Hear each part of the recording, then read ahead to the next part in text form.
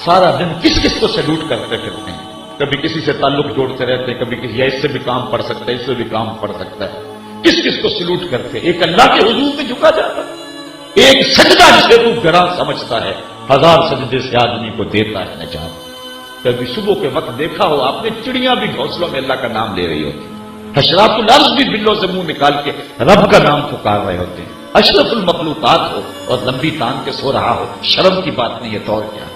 आइए मैं और आप यहां से उठें, अभी शाह का वक्त है, जिसने शाह नहीं पढ़ी, मैं हमदर्दी से आपसे ये बात कर रहा हूं। अल्लाह ताला जज़ा दे आपको कि हुजूर के नाम पे बैठे हो, यकीनन आपके दिल में हुजूर का वो प्यार है जिसने आपको बिठाया हुआ। लेकिन ये भी बात ज़हन में रखें कि जो चीज हुजूर को भी प्यारी थी और जिसको हुजूर आंखों की ठंडक करार देते थे, जब हजरत बिलाल को अजान का कहते तो ये ना कहते कि बिलाल अजान दे, बल्कि कहते अरे ना या बिलाल, बिलाल उठ हमारे दिल को राहत पहुंचा दे, अरे ना या बिलाल, बिलाल उठ हमारे दिल को राहत पहुंचा दे।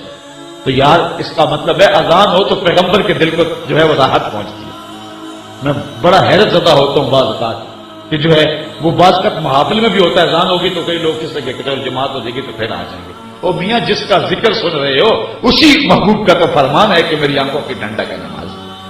तो मैं ये आरज़ू रखूंगा कि आज की इस बड़ी महफिल में मैं नहीं कहता कि 50 बंदे भी मेरी इस बात पे जो है वो लब्बैक कहेंगे और नमाजी हो गए तो मेरे लिए काफी है। 50 क्या, एक एक शख्स के लिए लाजिम है नमाज पढ़ना।